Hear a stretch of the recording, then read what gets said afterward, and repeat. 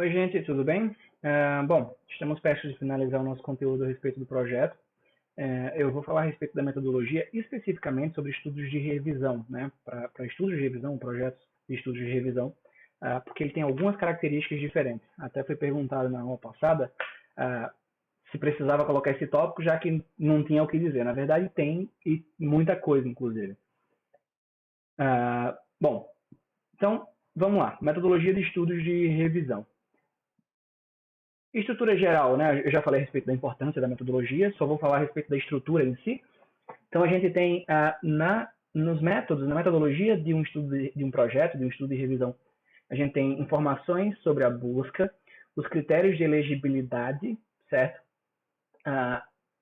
Informações sobre a extração dos dados e sobre a análise dos dados. Então, primeiro, informações sobre as buscas. O que tem que estar colocado? Onde as buscas vão ser realizadas? Quais palavras-chave vão ser utilizadas? Qual o período de busca que vai ser considerado? Né? Então, por exemplo, eu vou fechar nos últimos 10 anos, eu vou fazer a busca desde o primeiro período disponível. Né?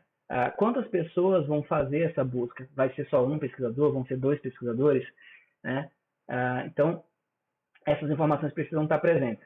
Então, o propósito é o mesmo. Eu preciso permitir, né, principalmente hoje, com a adoção das revisões sistemáticas, eu preciso permitir que essa minha pesquisa ela seja replicável, certo? Ou seja, as pessoas podem fazer a mesma busca e encontrar os mesmos resultados, inclusive os mesmos estudos, desde que eles sigam os critérios, né, que eu elenquei. Então, onde, né, vão ser as bases de dados, as palavras-chave que vão ser utilizadas, obviamente as escolhas dessas, elas dizem respeito ao tipo de estudo que eu vou fazer, né? Claro, então se eu fazer um estudo com idoso, dependendo do tipo de intervenção, eu preciso especificar o que vai ser feito. Qual é o período de busca considerado? Essa busca ela pode ser limitada a um período específico ou ela pode ser uma busca aberta, né? Por exemplo, tem bases de dados com artigos publicados desde 1960, 1940, né? Então eu vou cobrir isso tudo, eu estou interessado em fazer mais uma atualização e pegar os últimos 10 anos, e por alguma razão eu quero explicar o que aconteceu nos últimos 10 anos, para que eu preciso explicar também por que eu fechei esse período, né? Quantas pessoas vão fazer a busca? Isso é para garantir que a gente não tenha, por exemplo, uma falha na escolha de artigos e na busca, porque foi feita só por uma pessoa. Com duas, a gente consegue cruzar essas informações e ver, opa, peraí, eu peguei 50 artigos, você pegou 38. O que foi que aconteceu aqui? Né? Então, aqui a gente tem um artigo, né, em português publicado na Revista Brasileira de Psiquiatria, em 2009, sobre a atividade física sistematizada e desempenho cognitivo em idosos com demência de Alzheimer, né, uma revisão sistemática. Então tem aqui, o delineamento metodológico desse estudo caracterizou-se por uma revisão sistemática da literatura, então ele está indicando o tipo do estudo, orientada pela busca bibliográfica nas seguintes bases de dados. Então, a PsycInfo, Biological Abstract, Medline, Web of Science, Physical Education Index e Sport Discos. Todas essas aqui são bases de dados e que foram utilizadas para pesquisa, para busca, né, de estudos nessa revisão, certo? Então, se eu quero reproduzir, eu vou nessas bases de dados. Ou mesmo se eu não quero reproduzir esse estudo, mas eu achei esse estudo legal, achei ele muito bem conduzido e eu quero usar ele como exemplo para seguir para o meu próprio trabalho. Além disso, as palavras-chave, né, os operadores booleanos, né, os operadores booleanos são aquelas estratégias que a gente usa para juntar as coisas, né? Tá em inglês, mas, por exemplo, atividade física ou. Então, atividade física é uma palavra-chave. O ou aqui, que é o or, em inglês significa ou, é o operador booleano, certo? Fisioterapia, né? Porque às vezes nem sempre eles chamam exercício de exercício, eles chamam fisioterapia como a intervenção, né, do exercício como sendo physical therapy ou terapia física, em tradução literal, ou exercício, ou condicionamento, ou aeróbio, ou força, ou intervenção. Então, percebam que eu tenho várias palavras-chave para um mesmo termo. Então, o que eu quero buscar com esse primeiro conjunto aqui, né? Que, deixa eu ver se eu consigo mudar a cor aqui. Então, esse conjunto de palavras aqui em verde, Eles estão buscando um termo relativo à minha intervenção, certo? Lembra do que eu falei sobre o título? O título está dizendo, ó, atividade física sistematizada e desempenho cognitivo. Então, o primeiro item aqui é sobre atividade física. Atividade física, terapia física, exercício, condicionamento, aeróbio, força, intervenção, tudo isso é para o primeiro item. E eu tenho outro operador booleano aqui com o i, né? Vou botar em roxo, que aí eu tenho cognição ou performance cognitiva, certo? Que é para pegar o meu segundo item relacionado ao tipo de desfecho que eu quero, que é desempenho cognitivo, certo? E eu tenho um outro item que é idosos com demência de Alzheimer. Deixa eu mudar a cor aqui para, sei lá, azul. Então, perceba que eu tenho 3 itens na minha pesquisa. Atividade física, desempenho cognitivo e Alzheimer. E aí eu coloco aqui um outro operador booleano e coloco doença de Alzheimer, demência de Alzheimer ou simplesmente Alzheimer. Professor, por que todas essas palavras? Porque os artigos podem estar com palavras-chave, né? É o que a gente chama de indexadores, é como se fosse uma hashtag para o artigo, que podem ser diferentes. Um autor pode utilizar cognição, outro pode colocar desempenho cognitivo, um pode colocar Alzheimer, outro pode colocar demência de Alzheimer, outro pode colocar doença de Alzheimer. Então, eu quero garantir que esses estudos vão ser cobertos utilizando o maior número de descritores relacionados a esse tema possível, certo? Então, eu dei as bases de dados que foram realizadas essas buscas e também forneci as informações relativas a quais foram as palavras-chave que foram utilizadas para fazer essa busca. Então, a busca foi conduzida em fevereiro de 2008 e a seleção de artigos baseou-se nos estudos relacionados aos objetivos e aos critérios de inclusão e exclusão descritos a seguir. E aí a gente vem com outro item, né, super importante no estudo de revisão, que é os critérios de elegibilidade. Os critérios de elegibilidade eles funcionam como se fosse o critério de inclusão dos estudos observacionais, experimentais, certo? Então, o que o critério de elegibilidade ele pede, né? O que ele indica? O que os artigos que eu encontrei eles precisam ter para ser incluídos na minha revisão, certo? Por quê? Bom, eu vou fazer um estudo sobre atividade física. Então, quer dizer que qualquer coisa sobre atividade física vai entrar? Não. É atividade física com uma característica específica, com um público específico. Né? Eu preciso detalhar isso para que o meu leitor compreenda o que eu queria, né? E, na verdade, inclusive, até consiga julgar se isso atende ou não o meu objetivo. Certo? Então, o que eu vou descrever? A população e a amostra que eu pretendo que os estudos tenham. Então, se eu estou fazendo um estudo com adulto, qual é o público? Adulto. Eu não vou envolver crianças nem idosos. Certo?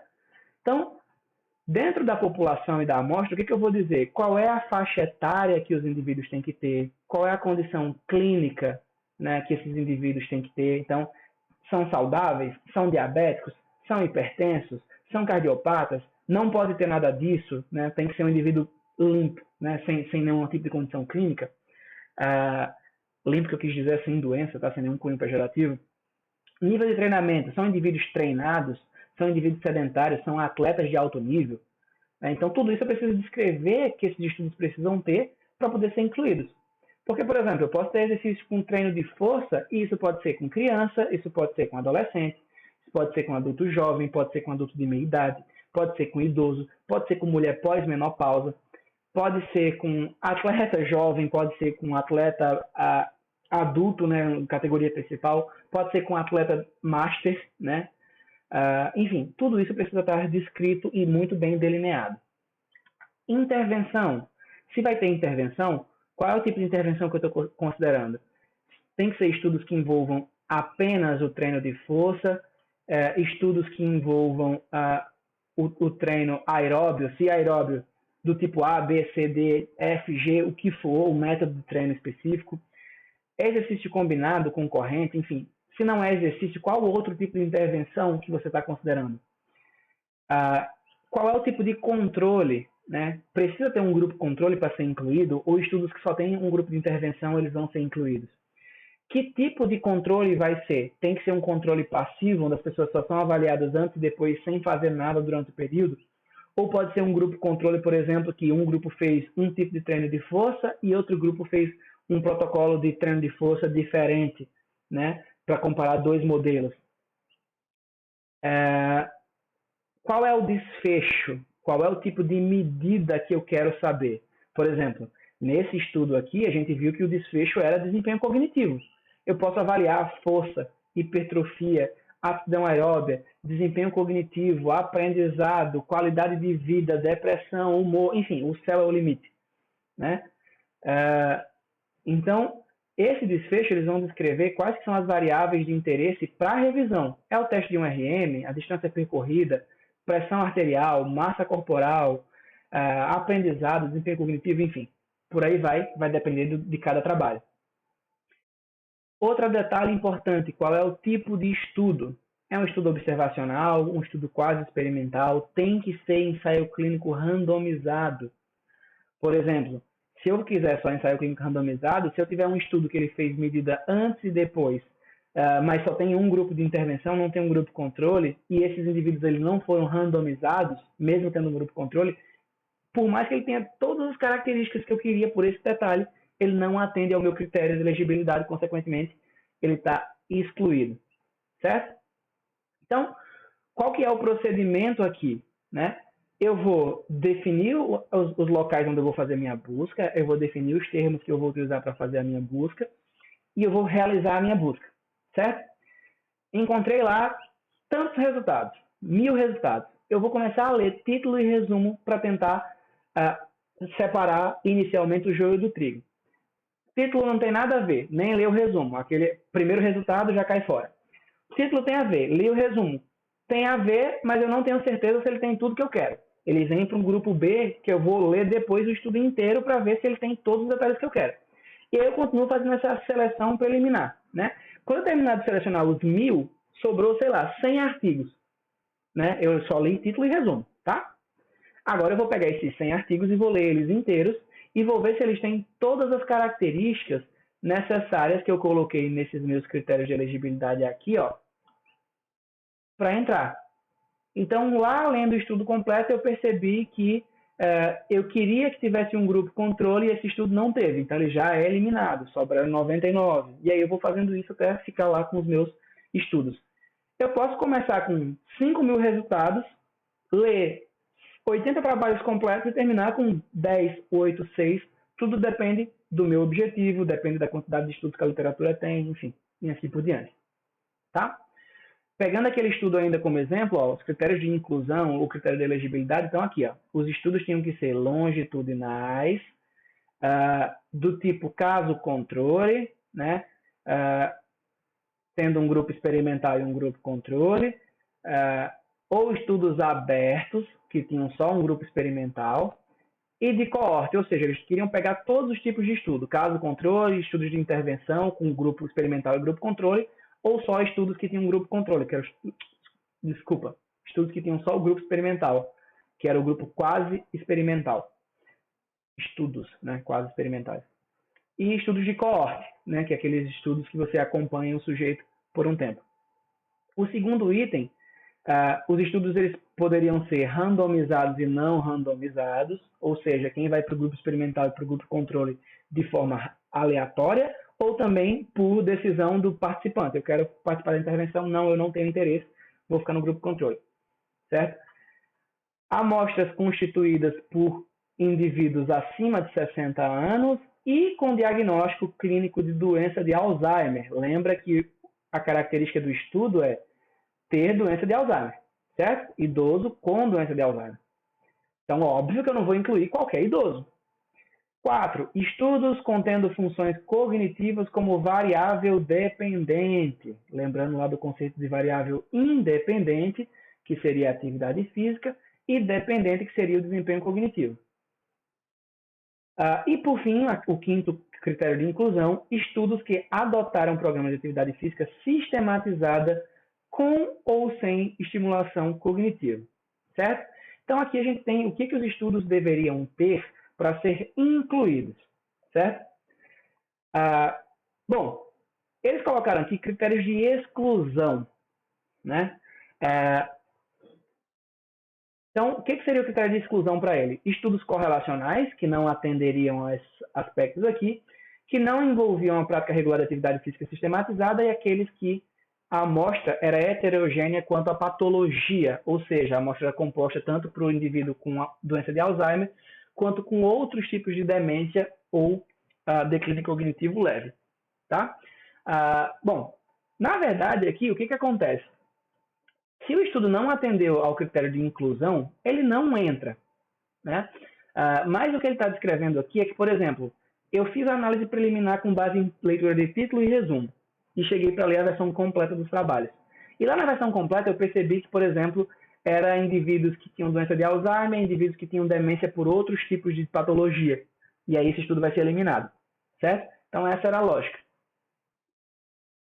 Bom, e aí os dois últimos itens principais, né, dizem respeito à extração dos dados, quais informações vão ser extraídas desse estudo.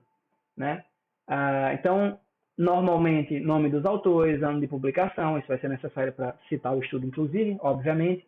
As características da amostra, então, quem foram os participantes em relação à idade, o sexo, o nível de treinamento, o desempenho e outras variáveis que vocês estejam interessados, sei lá, o nível escolar que os alunos vêm, né? Enfim, o nível de desempenho, se são atletas de elite, atletas de categorias juniores, enfim, todas as características pertinentes da amostra, as características da intervenção, frequência, intensidade, tipo, duração, tudo que eu falei sobre a intervenção na parte dos métodos dos estudos experimentais, observacionais, e, obviamente, as informações sobre os desfechos, né? Que desfecho que era, quanto era pré, quanto era pós, quanto era num grupo A, quanto era num grupo B, se mudou ou se não mudou, se foi diferente ou se não foi. Então, tudo isso vai ser extraído. No caso das meta-análises, eu não vou aprofundar a discussão nesse aspecto. Ainda é possível fazer análise estatística disso, né, que possivelmente entraria aqui nesse outro item, que seria a análise de dados. Né? Então, como é que essas informações apresentadas nos artigos vão ser analisadas na revisão? Vai ser uma análise qualitativa, né, onde o autor vai pegar lá, eu fiz essa pesquisa sistematizada e encontrei 10 artigos. Dos 10, 7 estudos eles indicam que há uma melhora, né, com a intervenção. Então, a maior parte da literatura indica que, né, com base nessa análise qualitativa, minha dos estudos que foram publicados, essa intervenção ela é efetiva. Né? E aí, óbvio, isso pode incorrer em vários problemas, como, por exemplo, os estudos que têm resultado positivo podem ser estudos com menos participantes, enfim. Tem uma série de fatores relacionados a isso. Ou, se for o caso, se haverá análise estatística, que seriam, então, as meta-análises. Tá? Então, basicamente, o item de análise de dados ele vai descrever como as informações vão ser apresentadas nos artigos, ou melhor, como as informações apresentadas nos artigos vão ser analisadas na revisão que está sendo realizada. Um outro item que eu não coloquei aqui, e que pode estar presente, diz respeito à análise da qualidade dos estudos. Certo? Existem várias escalas para cada tipo de estudo, estudo observacional, ensaio clínico randomizado, ensaio clínico não randomizado, para avaliar a qualidade. Né? Então, isso pode ser um aspecto também para indicar, porque a gente, considerando que os estudos têm níveis de qualidade, podem ter níveis de qualidade diferentes, isso pode ter uma influência no meu resultado. Eu posso ver que estudos com pior qualidade normalmente mostram resultados positivos. Isso, de fato, ocorre para boa parte das variáveis que a gente considera na nossa área, por exemplo. Estudos de mais baixa qualidade tendem a ter resultados mais positivos do que estudo com maior rigor metodológico, certo? Mas isso aí fica num item para vocês aprofundarem, quem tiver interesse em aprofundar os estudos de revisão. Bom, então com isso a gente encerra os aspectos relativos à metodologia, né, especificamente de estudos de revisão, e eu vou falar só de de alguns outros itens que compõem um projeto de pesquisa, são mais simples. Né? O primeiro é o cronograma.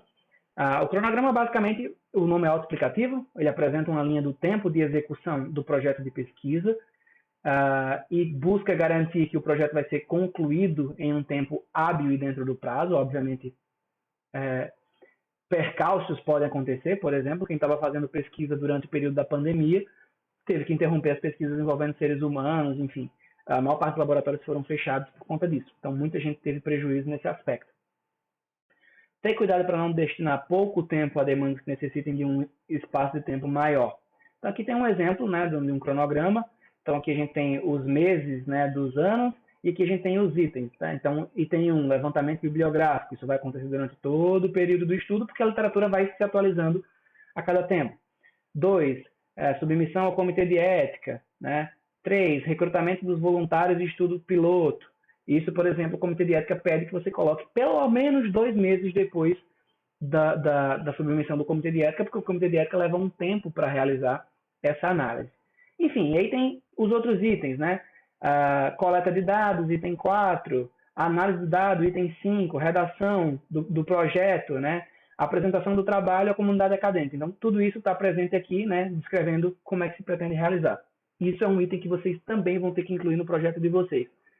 A gente não vai chegar a realizar o projeto, mas vocês colocam um cronograma que seria o que vocês acham um tempo razoável para a execução a contar do que a gente já fez, né, até a conclusão da disciplina e o que seria feito depois. Isso não precisa se prender ao final da disciplina, tá? Só colocar o protocolo, né, o cronograma do que vocês fariam. Bom, a formatação e gerenciamento de referência. Então, primeiro, a lista de referências ela vai listar o arcabouço teórico que a gente utilizou para a realização do trabalho, né? Então, ele vai ser apresentado de forma simples e objetiva, então a gente precisa colocar o nome dos autores, a gente precisa colocar o título do trabalho, o título do capítulo, o título do livro, os organizadores ou editores do livro, o nome da revista ou o nome da editora do livro, se for o caso, o ano de publicação, o número de páginas, ou página inicial e página final, tem toda uma formatação específica, tá? E já foi colocado um vídeo para vocês falando sobre o Mendeley, né? A ideia é que vocês utilizem ele para não ter que fazer todas essas formatações de referência na mão. Eu vou colocar um manualzinho sobre as regras da ABNT, só para vocês visualizarem o quão complexo é, porque cada tipo de referência ele tem um formato específico. Se for um artigo de periódico científico, ele tem um formato. Se for uma publicação de um jornal, por exemplo, Tribuna do Norte, Folha de São Paulo, ele tem um outro formato. Se for um capítulo de livro, ele tem um formato. Se for livro completo, ele tem outro formato, né? Se for um documento oficial, por exemplo, do Ministério da Saúde, do Ministério da Educação, ele tem outro formato. Então, por isso que eu falei que fazer isso na mão é muito trabalhoso. Por isso é interessante utilizar ferramentas que automatizem esse processo. Certo? Então, toda referência que ela é incluída dentro do texto, ela precisa ter a citação que é incluída dentro do texto, ela precisa ter a referência completa no final. Certo? A sua organização ela pode variar de acordo com as normas de cada instituição ou cada revista, né? Eu comentei isso antes e vou mencionar novamente.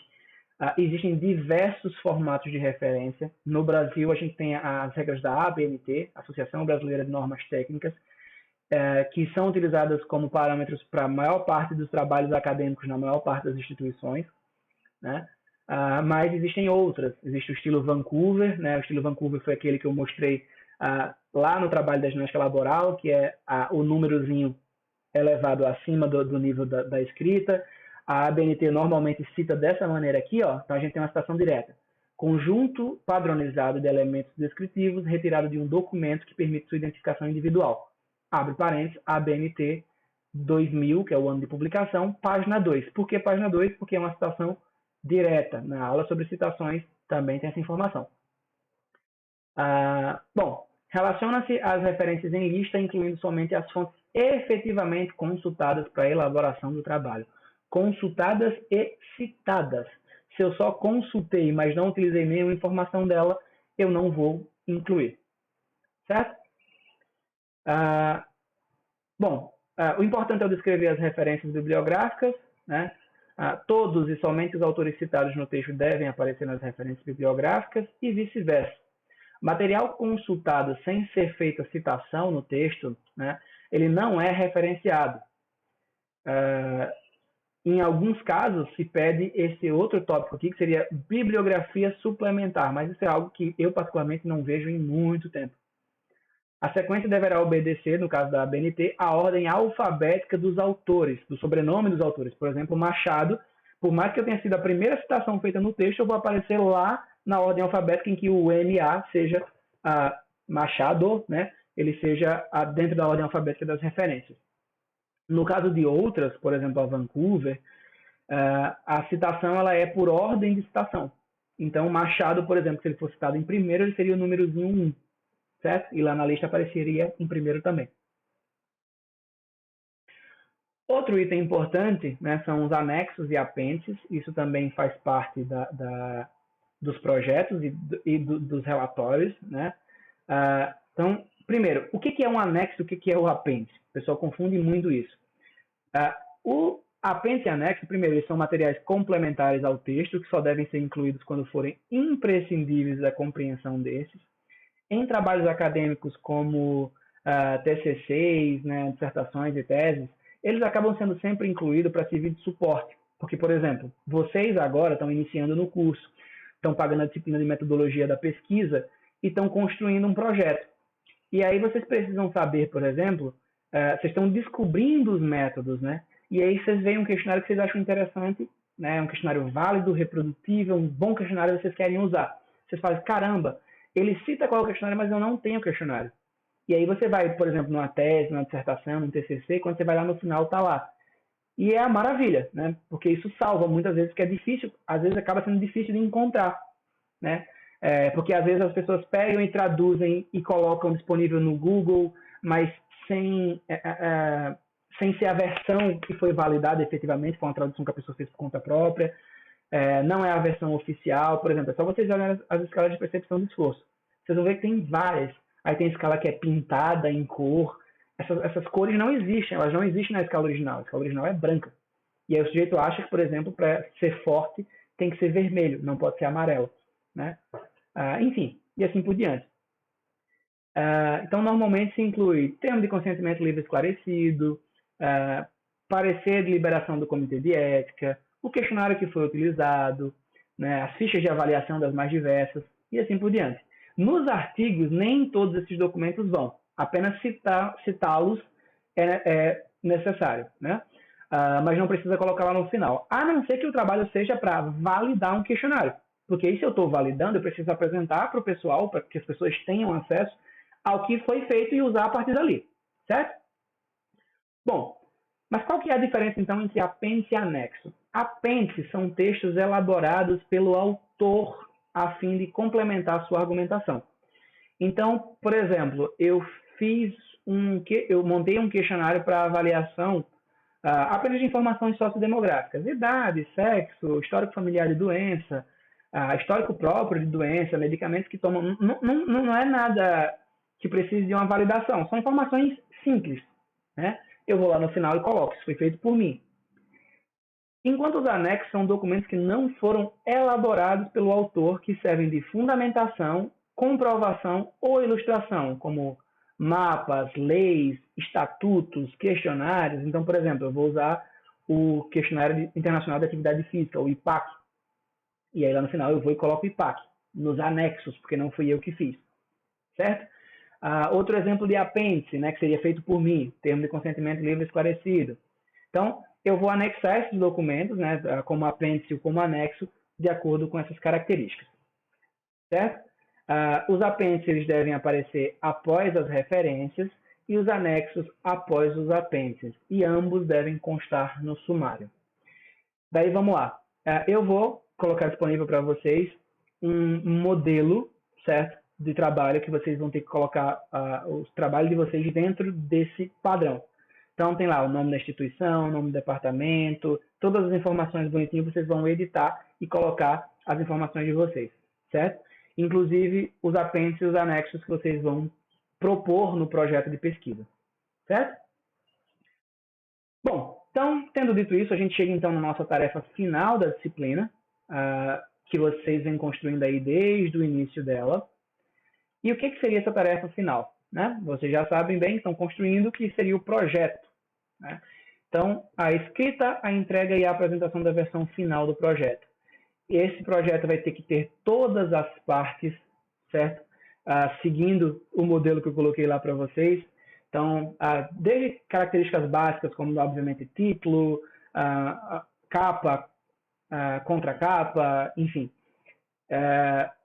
Resumo, palavras-chave, introdução, justificativa, objetivos, métodos, referência, né? Então, tudo que a gente falou na disciplina até aqui vai ter que ser implementado, né? O único item que a gente não tinha colocado até agora seria os métodos e o cronograma, que é algo mais simples de ser feito. Vocês vão enviar essa parte escrita até às 23 horas, vai ser aberta uma tarefa no CIGAR até às 23 horas e 59 minutos no final do domingo, né? Do dia 5, né? Que seria então o domingo dessa semana. Então, isso é para envio da parte escrita. As apresentações vão acontecer nos dias 6 e 8, né, de setembro. A ordem por sorteio, lembrando que todos os trabalhos vão ser enviados até esse período. E a apresentação vai ser feita do tempo de 10 a 15 minutos, no máximo, para a apresentação do projeto completo. E aí eu já vou aproveitar aqui para divertir vocês no seguinte. Eu não quero que vocês digam o que tem na parte escrita, certo? Na parte escrita a gente colocou informações disso, daquilo outro. Não, eu quero que vocês defendam o projeto de vocês. Essa apresentação é uma defesa de projeto, certo? Não assumam que as pessoas já sabem. Imagine que vocês estão apresentando esse trabalho para uma banca e que essa banca vai avaliar o trabalho de vocês. E a turma, tanto a turma quanto eu, vai avaliar o trabalho de vocês, certo? Então, essa avaliação ela vai ser feita com relação à coerência entre as informações, a justificativa proposta para o trabalho, né? Se todas as informações do trabalho estão claras, o problema que está sendo abordado, né? O objetivo, a justificativa, os métodos que vão ser utilizados, tudo isso vai ser avaliado. Então, vocês vão apresentar como se a pessoa nunca tivesse visto o trabalho de vocês na vida. Então, não venham com aquela de, isso aqui eu já falei nas outras apresentações, como vocês estão cansados de saber, né? Ou, por exemplo, o grupo anterior já falou. Cada apresentação é única. Esqueçam que o grupo anterior falou, esqueçam que vocês já apresentaram antes, vocês estão apresentando o trabalho para uma banca de avaliação e essa banca não conhecia o trabalho de vocês até aquele momento. Certo?